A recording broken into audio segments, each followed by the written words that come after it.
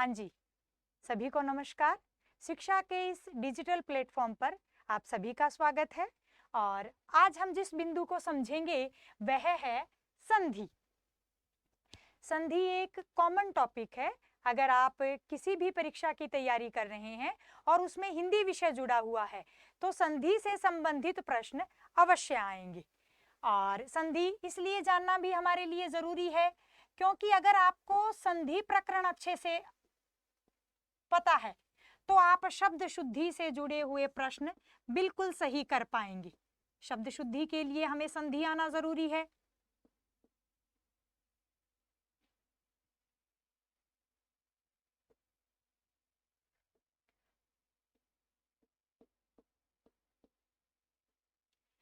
हाँ जी, और संधि अगर हमें आती है तो ही हम उपसर्ग से जुड़े हुए प्रश्नों को सही कर पाएंगे। संधि ही समास को सीखने के लिए जरूरी है। अगर हमें समास के बारे में जानना है तो भी हमें संधि आनी चाहिए। और अंतिम है कि अगर प्रत्यय से जुड़े हुए प्रश्न परीक्षा में पूछे जा रहे हैं और आपको संधि आती है तो 100% संभावना है कि आपका उत्तर सही जाएगा। कैसे? एक उदाहरण से समझ लीजिए। मान लीजिए आपके सामने दो शब्द हैं, एक है स्थानीय और एक शब्द आपके आगे है माननीय। तो देखिए, दिखने में दोनों शब्द बिल्कुल एक जैसे दिख रहे हैं, स्थानीय, माननीय, और आपसे पूछा जाए कि इनमें कौन सा प्रत्यय है तो हम अगर संधि नहीं आती है तो कंफ्यूज हो सकते हैं कि अब हम इसमें ईय प्रत्यय करें या फिर अनीय प्रत्यय करें।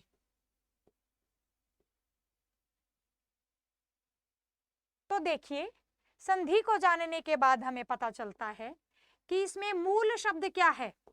मूल शब्द है स्थान, और स्थान में ईय प्रत्यय लगा हुआ है।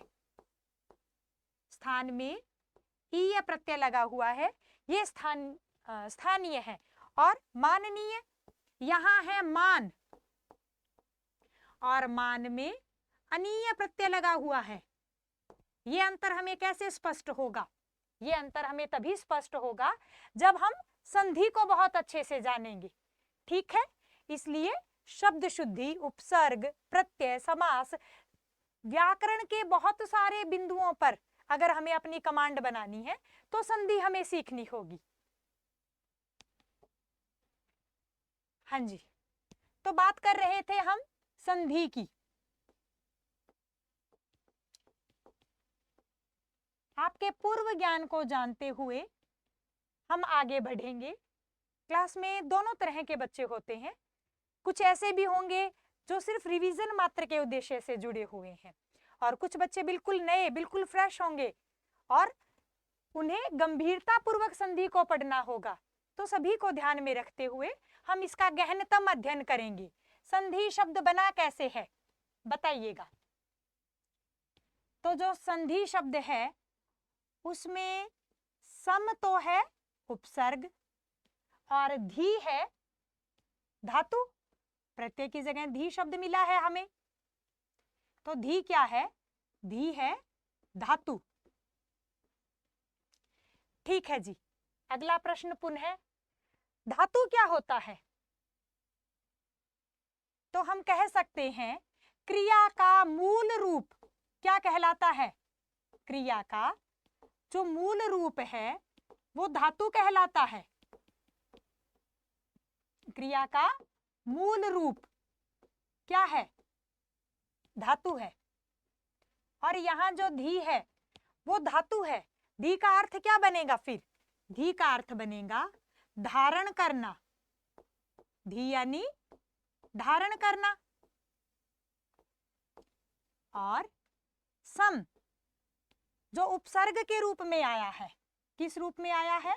उपसर्ग के रूप में आया है। इसका क्या अर्थ होगा? सम का अर्थ होगा सामने, सम्मुख या पास में। क्या होगा? इसका अर्थ होगा सम्मुख, मुख के सामने, या फिर सीधे ही सामने शब्द लिख सकते हैं। आप लिख सकते हैं पास में, और धी यानी धारण करना, यानी सामने वाले के रूप को धारण करना। जो हमारे सम्मुख है, जो हमारे पास है, उसके रूप को हम धारण कर लेंगे, ये संधि है। ठीक है, संधि की परिभाषा बताइए। हाँ जी, परिभाषा से पूर्व एक और प्रश्न मुझे ध्यान आ गया है। आप यूं बताइए, संधि का विलोम क्या होगा? संधि का विलोम क्या होगा? संधि का विलोम शब्द बताइए।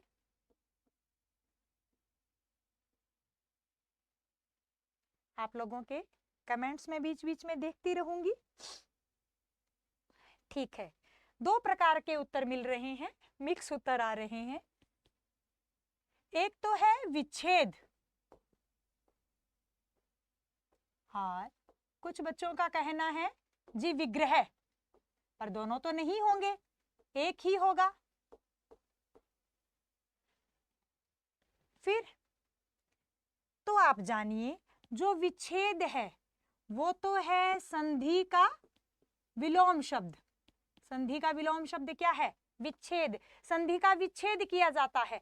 संधि यानी मेल, जुड़ना, और विच्छेद यानी टूट जाना, अलग हो जाना। तो फिर विग्रह, विग्रह किसका विलोम शब्द है? तो विग्रह समास का विलोम शब्द है। विग्रह किसका? समास का विलोम शब्द है। आप बहुत अच्छे से जानते हैं कि संधि का मतलब भी मेल होता है, समास का मतलब भी मेल होता है। फिर इन दोनों में क्या अंतर है? तो हम कह सकते हैं कि संधि का मतलब तो है वर्णों का मेल। क्या? वर्णों का मेल। फिर समास, समास है शब्द या पदों का मेल। समास के लिए हम क्या कहेंगे? शब्द या पदों का मेल।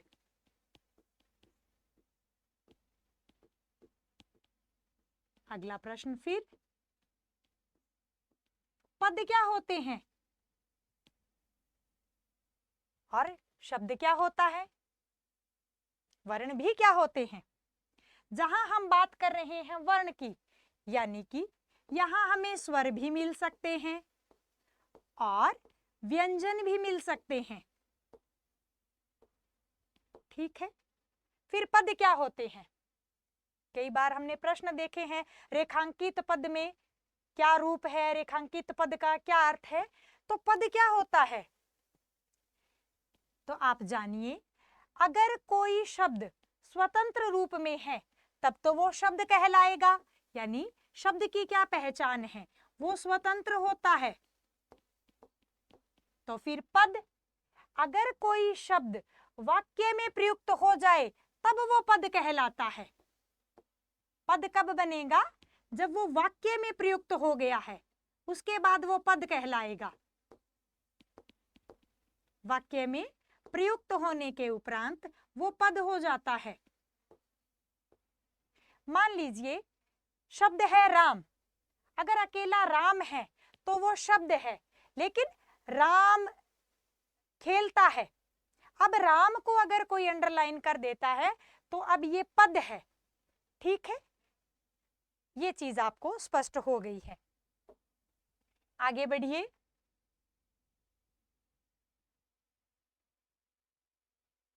हम संधि की परिभाषा के बारे में लिखेंगे, तो आप लिखना शुरू कीजिए। संधि किसे कहते हैं? मूल बिंदु यही है, संधि किसे कहते हैं? संधि, आप अपने उत्तर दीजिए, किसे कहते हैं?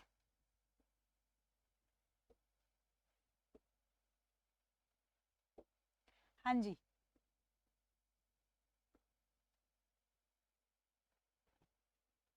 तो हम इसमें लिखेंगे कि वर्णों के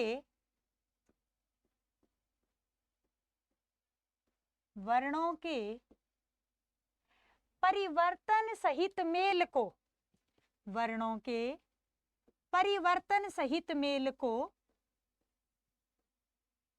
परिवर्तन सहित मेल को, मेल यानी योग यानी जुड़ना, परिवर्तन सहित मेल को संधि कहते हैं। संधि कहते हैं। एक परिभाषा तो ये हो गई है। इसे अन्य किस रूप में लिखा जा सकता है? हम ऐसे भी कह सकते हैं कि दो या दो से अधिक वर्णों के विकार युक्त मेल को, दो या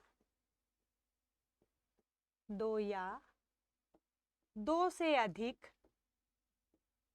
और वर्ण का मतलब है स्वर भी हो सकता है, व्यंजन भी हो सकता है। दो या दो से अधिक वर्णों के, दो से अधिक वर्णों के विकार युक्त मेल को,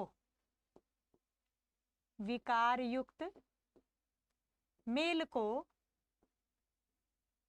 विकार युक्त मेल को संधि कहते हैं। आप साथ के साथ नोट्स बनाते जाइएगा। अपने हाथ से लिखी हुई बात को हम दीर्घकाल तक स्मरण रख सकते हैं। विकार युक्त मेल को संधि कहते हैं।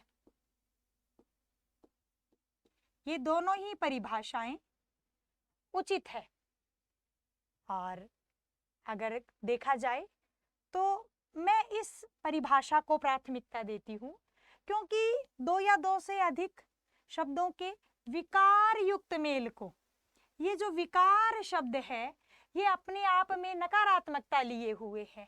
कैसे? भाषा क्योंकि परिवर्तनशील है, तो भाषा में अर्थ संकोच भी होता है, अर्थ विस्तार भी होता है। अर्थ संकोच में यूं होता है बहुत बड़ी बात थी और हमने उसको बहुत संकीर्ण कर दिया है, और अर्थ विस्तार में कोई छोटी बात के लिए प्रयुक्त शब्द को बाद में हम बहुत बड़े क्षेत्र में अगर प्रयोग करते हैं तो वो अर्थ विस्तार हो जाता है। तो विकार में नकारात्मकता कैसे है? आप इस बात को कुछ इस प्रकार समझ सकते हैं।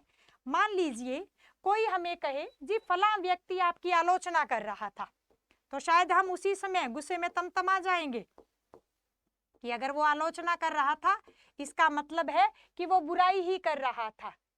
लेकिन वास्तव में क्या है? संस्कृत की लोच धातु होती है, संस्कृत में लोच धातु होती है। ये धातु है, और धातु प्रारंभ में ही मैंने बताया था क्रिया का मूल रूप धातु कहलाता है। तो संस्कृत की लोच धातु होती है जिसका अर्थ होता है देखना। इसका क्या अर्थ होता है? देखना। और इसमें आ क्या लगा हुआ है? आ इसमें उपसर्ग लगा हुआ है, और इसका अर्थ क्या है? वो अगर धातु है तो ये उपसर्ग है, और इसका अर्थ क्या है? इसका मतलब है चारों तरफ से, चारों ओर से। अब देखिए, अगर हम किसी भी व्यक्ति को चारों तरफ से देखते हैं तो क्या सिर्फ उसमें बुराई ही नजर आएगी? नहीं, उसके गुण भी हमें नजर आएंगे। तो अगर हम चारों तरफ से देख रहे हैं तो वो सिर्फ बुराई नहीं है, सिर्फ आलोचना नहीं है, क्योंकि यहाँ अर्थ संकोच हो गया है तो ये केवल निंदा का पर्याय बनकर रह गया है। ठीक है, आगे बढ़ते हैं। हाँ, हमने जाना था परिभाषा। नमस्ते। हाँ जी, तो हमने जाना था परिभाषा, और अब आगे हम क्या करेंगे? आगे हम करेंगे इसके भेद। आप हेडिंग डालिए संज्ञा के संधि के भेद। कितने प्रकार की संधि होती है? संधि के भेद। तो संधि 3 प्रकार की होती है। संधि 3 प्रकार की होती है। कौन कौन सी बताइएगा? 3 प्रकार की होती है।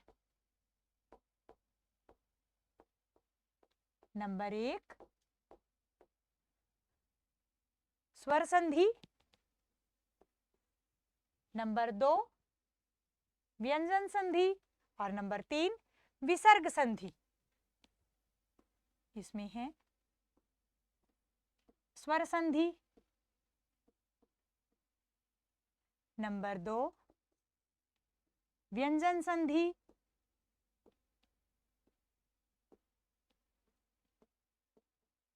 और नंबर 3 विसर्ग संधि।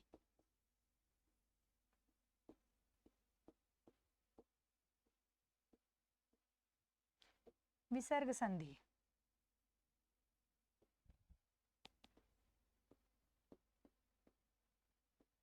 क्या पहचान होती है इनकी? जो स्वर संधि होती है उसमें दोनों तरफ से स्वरों का ही मेल होता है। आप इस प्रकार लिख सकते हैं, स्वर धन स्वर, ये स्वर संधि की पहचान है। व्यंजन संधि में क्या होता है? पहले आपको व्यंजन मिलेगा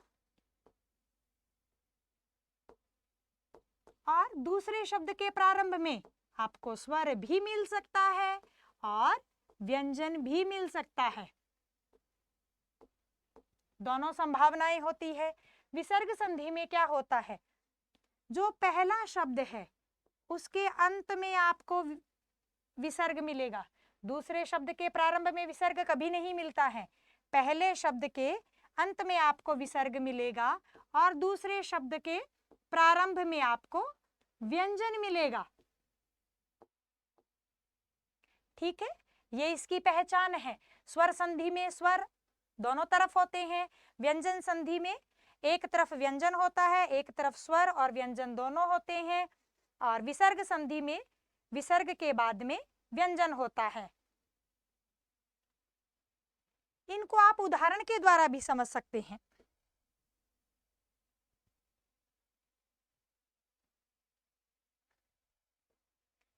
देखिए, शब्द है साधिकार। क्या शब्द है? साधिकार। क्या टुकड़ा बनेगा इसका? से धन अधिकार। लिखिए,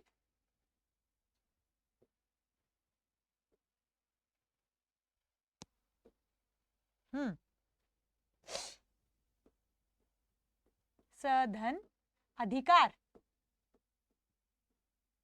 अब आप कहेंगे जी जो से है वो तो व्यंजन है, फिर ये स्वर संधि का उदाहरण कैसे हुआ?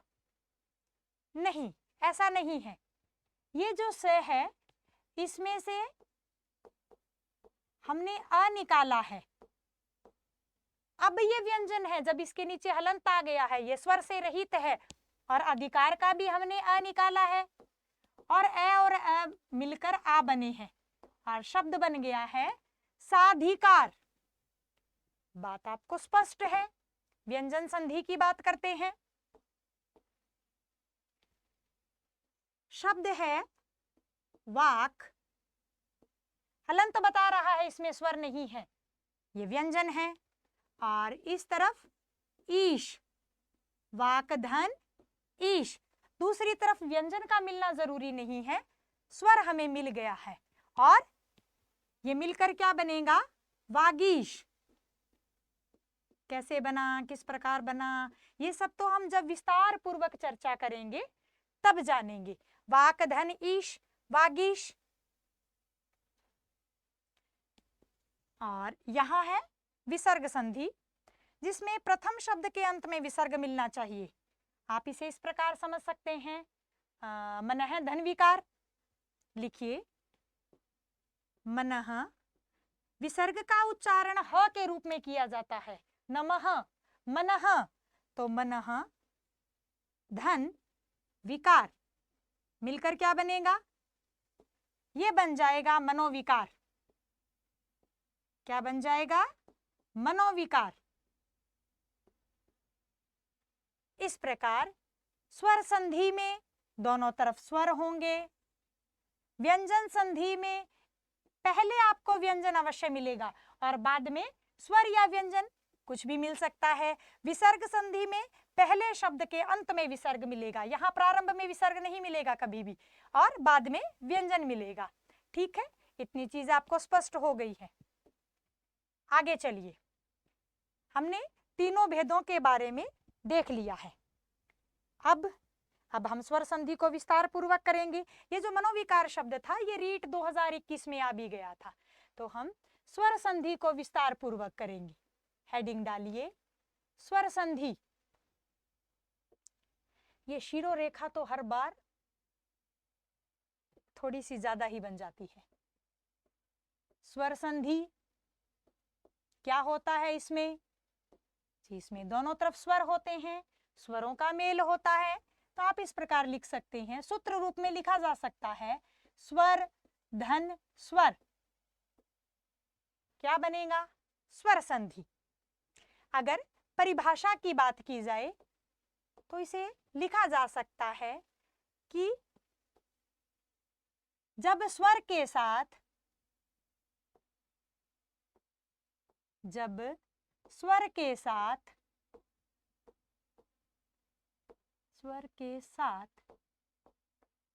स्वर का मेल हो, स्वर के साथ स्वर का मेल हो, या फिर स्वर के साथ स्वर का परिवर्तन युक्त मेल हो।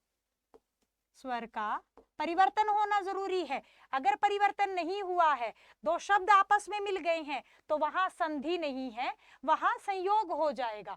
और जरूरी नहीं है कि हर शब्द में संधि मिलती हो, नहीं, बहुत बार संयोग भी होता है। मान लीजिए शब्द आ गया अधिकाधिक, तो इसमें तो क्या लिख रहे थे हम? जब स्वर के साथ स्वर का अधिक धन अधिक से अधिकाधिक बना है, जब स्वर के साथ स्वर का परिवर्तन युक्त मेल हो, परिवर्तन युक्त मेल हो, वहां क्या होती है? वहां स्वर संधि होती है। ठीक है, स्वर संधि के कितने भेद होते हैं तो बताइएगा। स्वर संधि के भेद,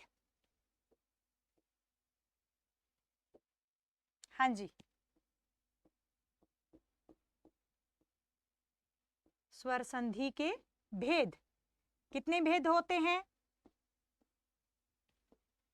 स्वर संधि के 5 भेद होते हैं। कौन कौन से? नंबर 1 दीर्घ स्वर संधि। नंबर 1 दीर्घ स्वर संधि, दीर्घ यानी बड़ा, तो दीर्घ स्वर संधि, इसमें 2 स्वर मिलेंगे और बाद में दीर्घीकरण के रूप को धारण कर लेंगे, दीर्घ स्वर संधि। नंबर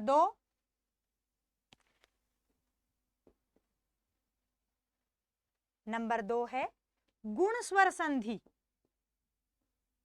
इनको विस्तार पूर्वक हम जानेंगे, अभी सिर्फ नाम ध्यान में रखिएगा, गुण स्वर संधि। नंबर 3 है वृद्धि संधि। वृद्धि संधि या वृद्धि स्वर संधि, आप इस प्रकार भी लिख सकते हैं, वृद्धि स्वर संधि। नंबर 4 है यण स्वर संधि। यण स्वर संधि। और अंतिम है अयादि संधि। आय आदि, इसी से इसकी पहचान हो जाएगी, अयादि स्वर संधि। एक एक करके हम सभी के बारे में विस्तार पूर्वक जानेंगे।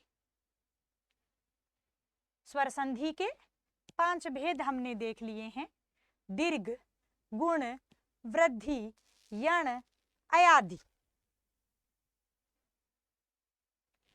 ठीक है। अब प्रश्न है कि पहचानेंगे कैसे कि कौन सी संधि हुई है। तो इसका सीधा सा नियम है कि जब भी आप किसी शब्द में संधि करते हैं तो उसके टुकड़े कीजिए, और टुकड़े का भी वही अर्थ होना चाहिए जो शब्द का अर्थ होता है। कैसे? मान लीजिए आपके सामने शब्द आ गया है गिरीश। कौन सा? गिरीश। इतना हमें ध्यान है भी जहां दीर्घ लग रहा है वहां से शब्द को तोड़ना है। कैसे तोड़ेंगे? हमने इधर से गिर निकाल लिया। क्या निकाला? हमने यहां से निकाला गिर धन, और यहां से हमने ईश निकाल लिया है। क्या निकाला है? ईश। तो इसका क्या अर्थ बनेगा? गिर जाए जो ईश, ऐसा तो नहीं होगा। तो आप ध्यान दीजिए, ये हाँ त्रुटिपूर्ण है। इसके टुकड़े होंगे गिरी। गिरी में दोनों मात्राएं छोटी होंगी। अगर आप इसे इस प्रकार लिख देंगे गिरी, इसका मतलब है फॉल डाउन, कि वो अभी अभी यहां गिरी, तो ये नहीं है। गिरी धन ईश। गिरी क्या होता है? गिरी किसका पर्यायवाची है? बताइए।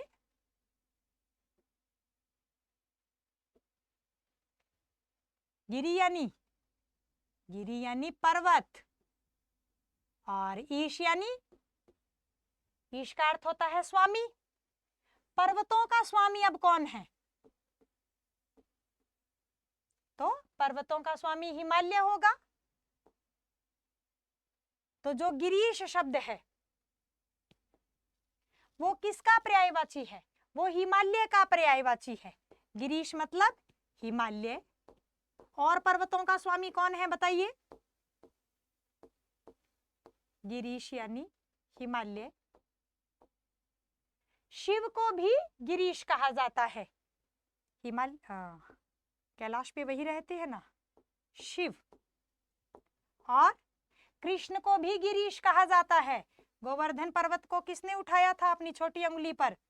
श्री कृष्ण ने। तो इस प्रकार जो गिरीश है वो हिमालय, शिव और कृष्ण तीनों का पर्यायवाची है। जब आप इसके टुकड़े करें तो शब्द सार्थक होने चाहिए। ठीक है, इस प्रकार आप नहीं करेंगे। जो टुकड़े का अर्थ है वही शब्द का अर्थ होना चाहिए। इस प्रकार हम संधि की पहचान कर सकते हैं। चलिए आगे बढ़िए। अब क्या करेंगे हम स्वर संधि के अंतर्गत? सबसे पहले जानेंगे दीर्घ स्वर संधि को। किसे? दीर्घ संधि को। हेडिंग डाल लीजिए, दीर्घ संधि। नाम से ही स्पष्ट हो रहा है। दीर्घ यानी, दीर्घ का अर्थ है बड़ा। इसमें क्या होता है? इसमें सजातीय स्वरों का मेल होगा या फिर समान स्वरों का मेल होगा। आप लिखिए सजातीय वर्णों का मेल, सजातीय वर्णों का मेल। और परिणाम सदैव क्या होगा? दीर्घ रूप में सजातीय वर्णों का मेल। या फिर इसे परिभाषा रूप में भी लिखा जा सकता है कि जब दो समान वर्णों का मेल हो और उत्पन्न जो विकार हो वहां दीर्घ स्वर संधि होती है। आप लिखना शुरू कीजिए। दो समान वर्णों के, दो समान वर्णों के परिवर्तन युक्त मेल को, समान वर्णों के परिवर्तन युक्त मेल को, परिवर्तन तो जरूरी है, परिवर्तन युक्त मेल को, बस आपको समान का विशेष ध्यान रखना है। जो वर्ण हैं वो समान होने चाहिए, सजातीय होने चाहिए, एक ही वर्ग के होने चाहिए। तो दो वर्णों के परिवर्तन युक्त मेल को दीर्घ स्वर संधि कहते हैं। दीर्घ संधि कहते हैं।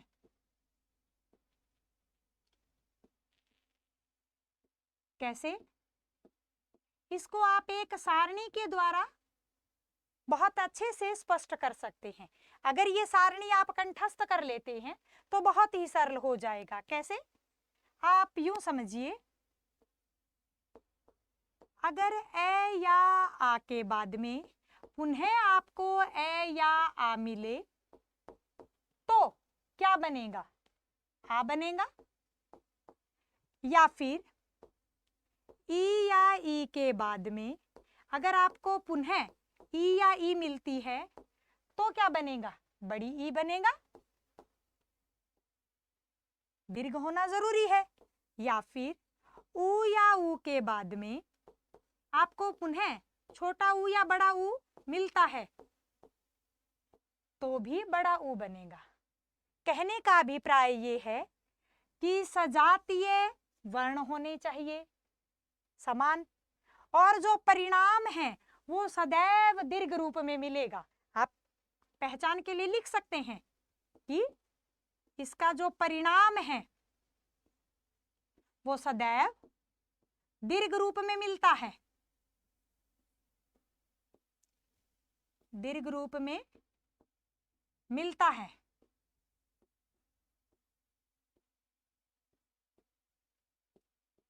ठीक है, इस बात को ध्यान रखिए। इस सारणी के द्वारा चीजें एकदम स्पष्ट हो जाएंगी। मैडम थोड़े और अच्छे से स्पष्ट कीजिए। हाँ ठीक है, कुछ बच्चे बिल्कुल नए होंगे, हम इसको और अच्छे से स्पष्ट करते हैं। आप यूं कीजिए, 3 कॉलम बना लीजिए।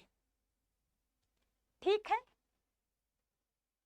आपको ध्यान होगा मैथ्स में हम किया करते थे कि plus into plus is equal to plus, minus into minus is equal to minus. अगर एक तरफ प्लस है दूसरी तरफ माइनस है तो सदैव माइनस होता था। ठीक वैसे ही गणित के नियमों के अनुसार भी हम संधि को समझ सकते हैं। हमारी संधि गणित से कम थोड़े है। आप यूं लिखिए, अगर इस तरफ ए है और सामने भी ए है तो क्या बनेगा? जी आ बन जाएगा। अगर आपको पहले शब्द के अंत में ए मिलता है, दूसरे शब्द के प्रारंभ में आ मिल जाएगा तो भी क्या होगा?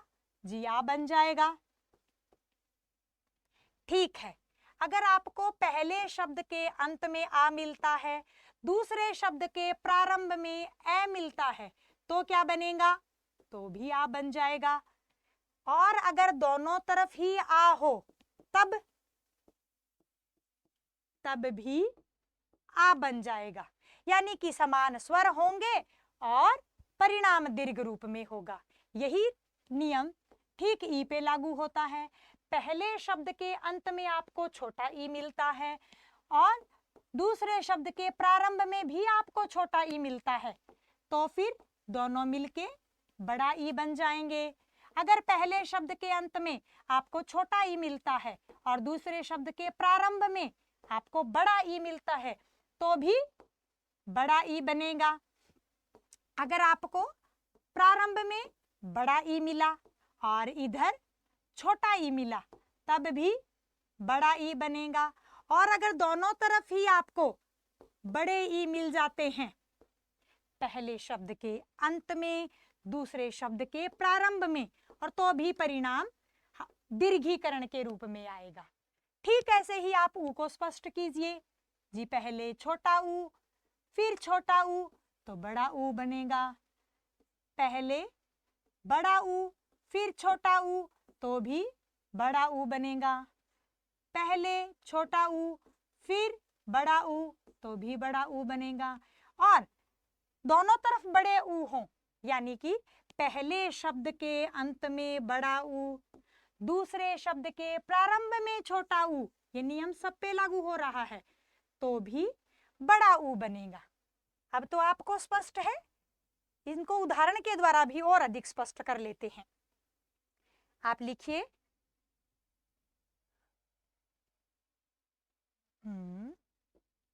ठीक है, आप लिखिए शब्द है हिमालय।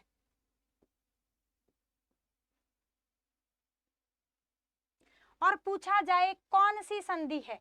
सबसे पहले तो कोई भी शब्द को अगर आप संधि के हिसाब से हल कर रहे हैं तो उसका अर्थ स्पष्ट कीजिए, उसके अर्थ की तरफ बढ़िए, त्रुटि की संभावना बिल्कुल 0 हो जाएगी। हिमालय में क्या है, यहाँ दीर्घीकरण बता रहा है, दीर्घ संधि का उदाहरण है, तोड़ लीजिए। हमने लिखा हिम धन आल्य, हिम में से हमने अ निकाल लिया। कैसे?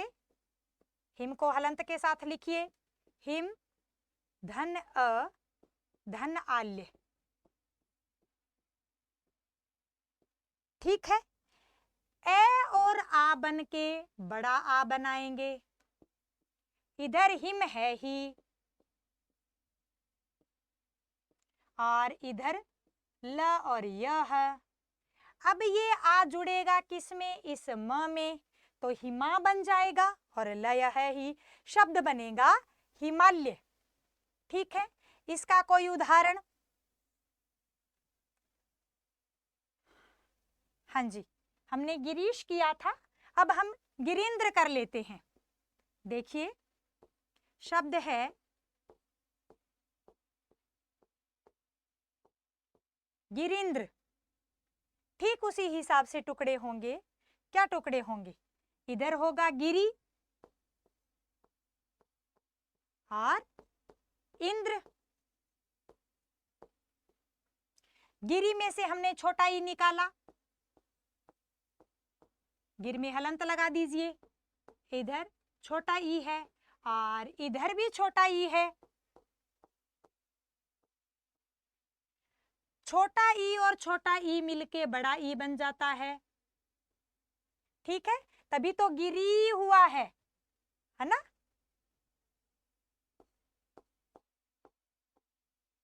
गिर धन ई, और जब इस र में ये बड़ा ई बनेगा तब ये गिरी बन जाएगा। इस प्रकार से यहां तक सही है। और फिर यहां इसमें ये इंद्र जुड़ गया, गिरीन्द्र बन गया है। आपको स्पष्ट हो गया होगा। ऊ का भी एक उदाहरण देख लीजिए। शब्द है भूर्जा। कौन सा शब्द है? भूर्जा। टुकड़े कीजिए। हमने ये देखा हुआ है कि दोनों तरफ ही ऊ आएंगे, यानी कि यहां तो भू है, भू यानी भूमि, पृथ्वी, धरती, है ना? तो पृथ्वी का ये पर्यायवाची है भू।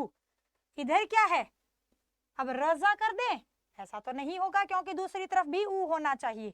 तो हम लिखेंगे ऊर्जा। भ में से ऊ निकालिए और इधर ऊर्जा का ऊ लीजिए, ये मिलके बनेंगे इस प्रकार। भ में हलंत था ही, भ में जब ये ऊ जुड़ेगा भू बन जाएगा और ये आ गया यहां पे भूर्जा। ठीक है, आप इसे उतार लीजिए। इस सारणी से आपको चीजें अधिक स्पष्ट हो जाएंगी। चलिए,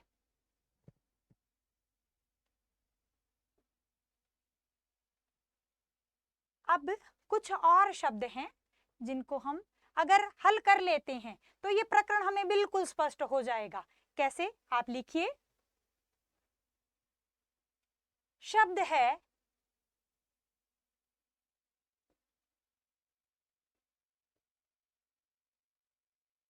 सार्धशती। कौन सा शब्द है? सार्धशती। इसको कैसे तोड़ेंगे?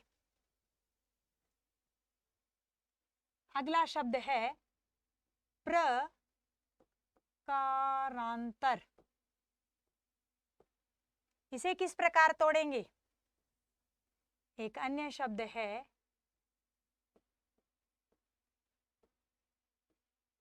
कविंद्र। इसे कैसे तोड़ेंगे? एक अन्य शब्द है समुत्साह। और लिखिए वधुत्साह भी इसी प्रकार का होगा। और एक और शब्द है लघुक्ति, श्रीश। लघुक्ति के समान ही कटुक्ति।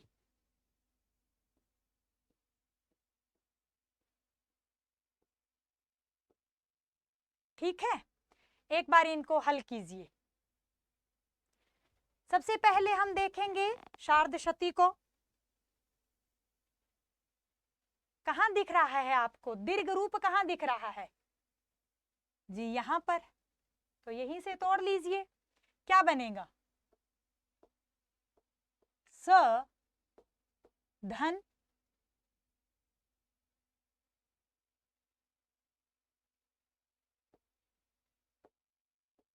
अर्ध शती। ये आया हुआ प्रश्न है। ठीक है, तो स में से अ निकालेंगे। स धन अ धन अ। फिर अर्धशती को एक बार साथ ही लिख लीजिए, चीजें समझने में थोड़ी आसान हो जाएंगी। अब ये अ और अ मिलके आ बनेंगे। इधर हमारे पास आधा से है ही, तो स धन आर्ध शती। स में आ जुड़ेगा, सा बन गया और सार्ध शती बन गया। अब जो विकल्प आते हैं कुछ इस प्रकार के ही आते हैं। ठीक है, हिमालय विद्यालय वो जमाना बीत गया है। हमें बहुत ही गहन अध्ययन करना होगा, क्योंकि कंपटीशन का लेवल बहुत हार्ड हो गया है। तो अगर हम इस विद्या के सागर में गहरे डूबेंगे तो ही संभावना है कि मोती पा सकेंगे। ठीक है, उथले ज्ञान से अब पार नहीं पड़ती है। ये स्पष्टीकरण मैं जरा सा हटा देती हूं। अगले विकल्प की तरफ बढ़िए। हाँ जी, प्रकारांतर कहां दीर्घ रूप दिख रहा है? यहां दिख रहा है। टुकड़े कीजिए। प्रकार धन अंतर। ठीक है, इस र में से अ निकाला, आगे अ था ही मिलके आ बन गया है। दीर्घ संधि का उदाहरण है कविंद्र। हमें पता है दोनों समान स्वर होते हैं, तो एक बार अपन ऐसे कभी आप कहीं उलझ भी जाओ तो दोनों रूप लिख के देख लेना जी, ये शुद्ध होता है या ये शुद्ध होता है। अपने आप स्पष्ट हो जाएगा भी ये शुद्ध होता है। तो फिर कवि धन इंद्र, कविंद्र हो गया। कवि धन इंद्र, कविंद्र हो गया। चमुत्साह क्या होता है? चमुत्साह, चमु का अर्थ पता है? चमु का अर्थ होता है सेना। क्या अर्थ होता है? सेना। तो आप लिखना शुरू कीजिए। चमू के ब्रैकेट में सेना लिख भी लेना, आपको ध्यान रहेगा। चमू यानी सेना। चमू धन उत्साह, सेना का उत्साह। ये क्या है? सेना का उत्साह है। लघुक्ति, लघु यानी छोटी सी। धन उक्ति, उक्ति क्या होता है? उक्ति का अर्थ होता है कथन, ट्वीट जिसे आप कहते हैं। तो उक्ति के ब्रैकेट में भी लिख लीजिए, थोड़ा ध्यान रहेगा। उक्ति यानी कथन। ठीक है, श्रीश। हाँ जी, इसको तोड़िए। दो ही शब्द हैं, कैसे तोड़ेंगे? तो लिखिए श्री। श्री यानी क्या? श्री लक्ष्मी का पर्यायवाची है। श्री यानी लक्ष्मी। और श्री का ईश कौन है? स्वामी कौन है? श्री का ईश विष्णु जी। तो जो श्रीश शब्द है वो विष्णु का पर्यायवाची है, आप ध्यान रखिएगा, साथ के साथ पर्यायवाची भी आपको स्पष्ट होते जा रहे हैं। श्रीश है वो लक्ष्मी, हाँ, विष्णु का पर्यायवाची है। कटुक्ति, कटु है जो उक्ति, कटु यानी कठोर, आपको ध्यान है। कटु धन उक्ति, उक्ति यानी कथन, आपको पता ही है, तो ये बन गया कटुक्ति।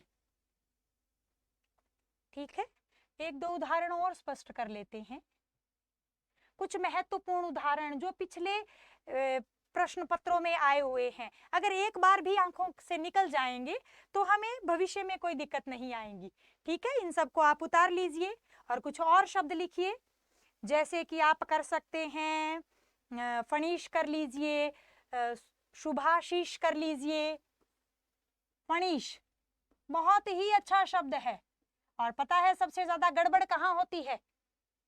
फणी का मतलब क्या होता है, पहले तो ये बताइए। फणी का मतलब होता है सांप, फणी यानी सांप।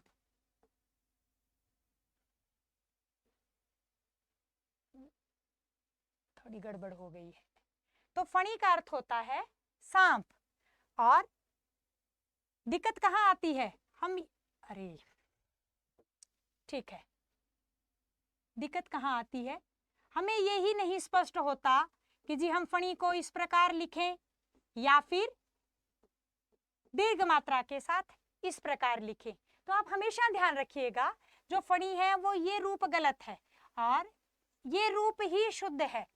फणी के लिए आपको बड़ी मात्रा रखनी है। तो फणी धन ईश, फणी धन ईश, फणी यानी सांप होता है। तो सांप का भी स्वामी कौन है?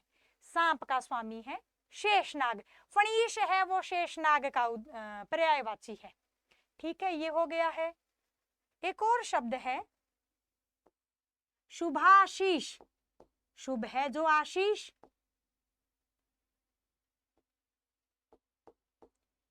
शुभाशीष कहां से तोड़ेंगे? हालांकि मैंने बता ही दिया है, शुभ है जो आशीष, कैसे तोड़ेंगे इसे? अच्छा, थोड़ी गलती हो गई है, सॉरी।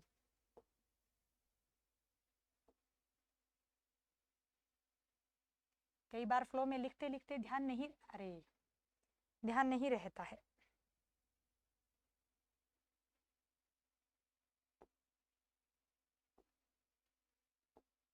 शुभाशीष इस प्रकार लिखिएगा, ये शुद्ध है। तो इसके टुकड़े क्या होंगे? इसके टुकड़े होंगे शुभ धन आशीष, वो वाली आशीष, वो वाली दुआ, वो वाली ब्लेसिंग जो शुभ है। शुभ धन आशीष बराबर शुभाशीष, इसको भी आप ध्यान में रखिएगा। एक अन्य शब्द है, मैं नया ही पेज ले लेती हूं। बहुत बहुत बहुत बार आया हुआ है, गुरूपदेश। बहुत सारे बच्चों को हालांकि ये कंठस्थ है, फिर भी कोई दिक्कत हो जाती है। कैसी? टुकड़े कीजिए जी। सबसे पहले तो हमें यही नहीं पता चलता है कि यहाँ दीर्घीकरण का रूप कहाँ है, हमें कोई मात्रा नहीं मिल रही है। आज के बाद आप सदैव ध्यान रखिएगा, अगर किसी भी र में ये मात्रा है तो ये लघु है, और अगर किसी र में ये मात्रा आपको मिल रही है तो वो दीर्घ है। यहाँ दीर्घीकरण का रूप यहाँ पर है। ठीक है, इसके टुकड़े कीजिए। इसके टुकड़े होंगे गुरु, गुरु में सदैव रे पे छोटे ऊ की मात्रा आती है। लेकिन अगर होता ना रूप, आप ध्यान रखिएगा, अगर होता रूप तो रूप सदैव बड़ा आता है, इस बात को ध्यान रखिएगा। ठीक है, अभी मैं यहां से हटा देती हूं। चलिए, गुरु धन उपदेश, गुरु धन उपदेश क्या बन गया? गुरूपदेश, गुरु का उपदेश। यहां से छोटा ऊ निकला है, यहां से छोटा ऊ निकला है, मिलकर बड़ा ऊ बने हैं, यानी कि इस प्रकार रू बन गया है। स्पष्ट हो गया है आपको? आगे बढ़िए। शब्द है सूक्ति। कौन सा शब्द है? सूक्ति।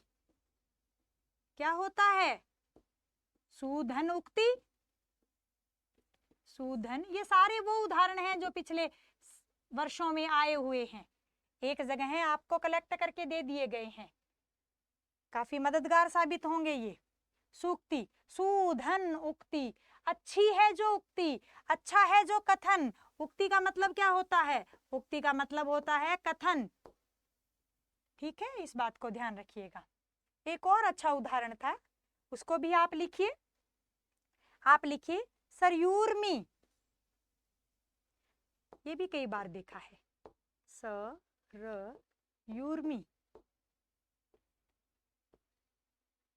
सरयू नदी ध्यान है, श्री राम से संबंधित है, वहीं से बना है। सरयू लिख दीजिए। धन ऊर्मी, सरयू धन ऊर्मी। ऊर्मी किसे कहेंगे बताइए? ऊर्मी कहते हैं लहर को। सरयू नदी की लहर क्या कहलाती है? सरयूर्मी। प्राय सभी महत्वपूर्ण जितने भी विकल्प थे वो सब मैंने आपको करवा दिए हैं, आप इन्हें ध्यान रखिएगा।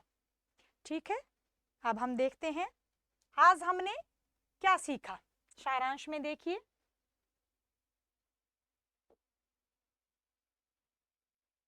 हाँ जी, संधि है, शब्द शुद्धि, उपसर्ग, प्रत्यय, समास सबको जानने के लिए जरूरी है। संधि बना कैसे है? सम इसमें उपसर्ग है, धी इसमें धातु है। धातु क्या होता है? क्रिया का मूल रूप धातु होता है। सम यानी सम्मुख, सामने या पास में, धी यानी धारण करना, जो सामने है, पास में है, समीप है, उसके रूप को धारण करना। संधि का विलोम क्या होता है? संधि का विलोम विच्छेद होता है, और जो विग्रह आप कह रहे थे वो समास का विलोम होता है। इस बात को भी ध्यान रखिएगा। संधि में स्वरों का मेल है, स्वर और संधि में वर्णों का मेल है, स्वर और व्यंजन। और जो समास है वो शब्दों या पदों का मेल है। शब्द अपने आप में स्वतंत्र रूप में होते हैं और जो पद हैं वो वाक्य में प्रयुक्त होते हैं। ठीक है, उसके बाद वर्णों का परिवर्तन सहित जो मेल है वो संधि कहलाएगा। दो या दो से अधिक वर्णों का विकार युक्त जो मेल है वो संधि है। आलोचना के बारे में हमने जाना था। और उसके बाद में संधि के भेद 3 प्रकार हैं, स्वर, व्यंजन और विसर्ग। क्या क्या पहचान होती है आपको स्पष्ट हो गई है। फिर स्वर संधि के बारे में, दोनों तरफ स्वर होंगे, स्वर का स्वर के साथ परिवर्तन युक्त, विकार युक्त जो मेल है वो स्वर संधि का उदाहरण है। 5 भेद हमने देखे थे, दीर्घ है, गुण है, वृद्धि है, यण है और अयादि है। उसके बाद में हमने जाना था